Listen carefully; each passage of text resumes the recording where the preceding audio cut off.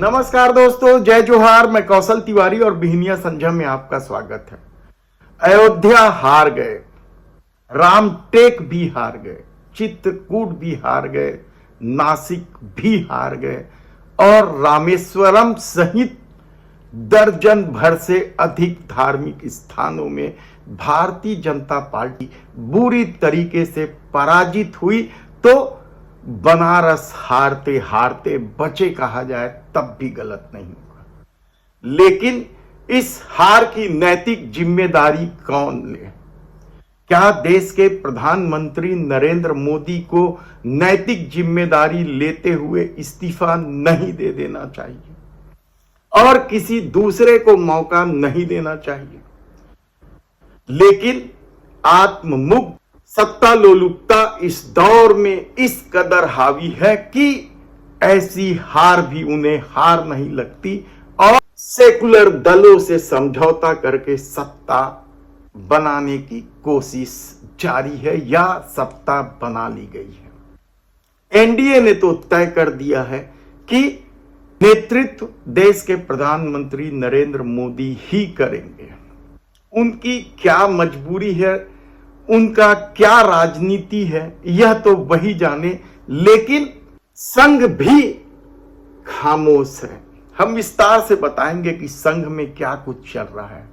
लेकिन इस हार को, सत्ता हासिल होने के बाद भी इस हार को क्या हिंदूवादी बांगड़ बिल्ले पचा नहीं पा रहे हैं?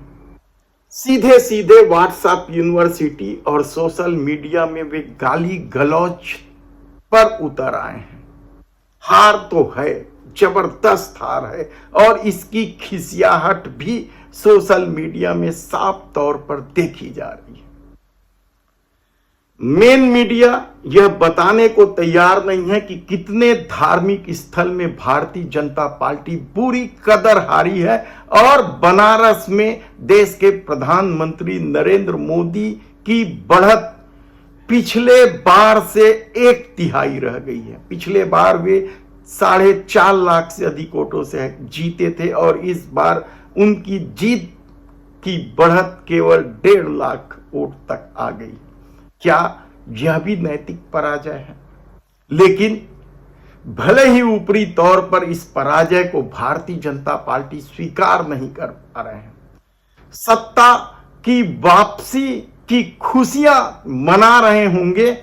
पता तो नहीं चल रहा है कि किस तरह की खुशियां भारतीय जनता पार्टी में हैं, क्योंकि एक तरफ सन्नाटा पसरा हुआ है तो दूसरे तरफ हार की खींच सोशल मीडिया पर उतरने लगा। क्या कुछ नहीं कहा जा रहा है उन हिंदुओं को जिन्होंने भारतीय जनता पार्टी को वोट नहीं दिया? अयोध्या के लोगों को तो खुलेआम गरियाया जा रहा है। कितनी गंदी गंदी गाली दी जा रही है हम यहां बता नहीं सकते। और आदत के अनुसार जिस तरीके से वे कहा जा करते थे कि उन लोगों से सामान न खरीदें, उनसे कोई लेन देन का व्यवहार न रखें, अब वही बात अयोध्या के हिंदुओं के साथ की जा रही है कि उनके फूल माला न खरीदे, वहां न ठहरे, उनका पानी तक न पिए। यानी पराकाष्ठा है राजनीति के या हिंदूवादियों के गिर जाने का। शायद उन हिंदूवादियों को मालूम नहीं होगा, यदि वे धार्मिक हैं जरा भी, तो उन्हें यह बात समझना होगा कि बनारस में भी तो हजारों मूर्तियां तोड़ दी गई थी सौंदर्यीकरण के नाम से, चौड़ीकरण के नाम से। अयोध्या में भी तो मूर्तियां तोड़ी गई थी। आधे अधूरे मंदिर की प्राण प्रतिष्ठा को लेकर भी तो सवाल उठे थे। तो क्या ये सब धर्म के अनुसार पाप नहीं है?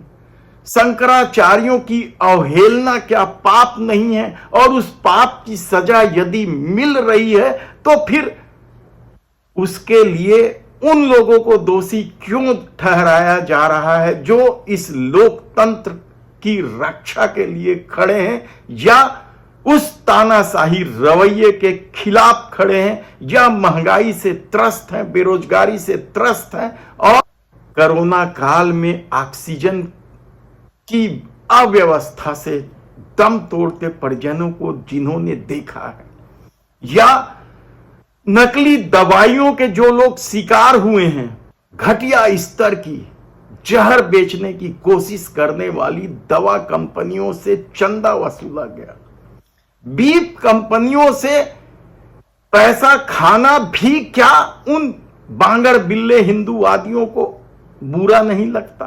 उनको बुरा नहीं लगता कि जब कोई जगन्नाथ को ही देश के प्रधानमंत्री का भक्त बता देते हैं, या उन्हें बुरा नहीं लगता कि प्रधानमंत्री नरेंद्र मोदी को भगवान बताने लगे हैं या उनकी तुलना ईश्वर से करने लगे हैं?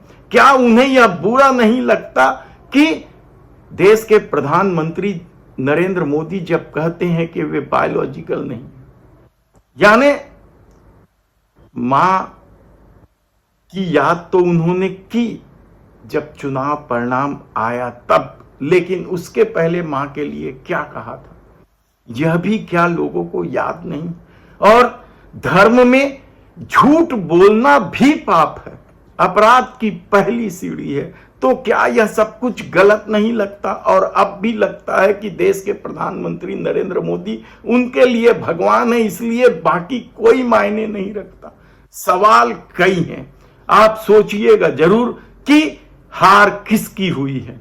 यकीन मानिए भारतीय जनता पार्टी बुरी तरीके से हारी है, और उन दलों के साथ आज सत्ता बनाने मजबूर हैं जिन दलों ने में से एक चंद्रबाबू नायडू खुलेआम सजदा करते हैं और कहते हैं कि मुसलमानों को आरक्षण देंगे, मौलवियों को वजीफा देंगे।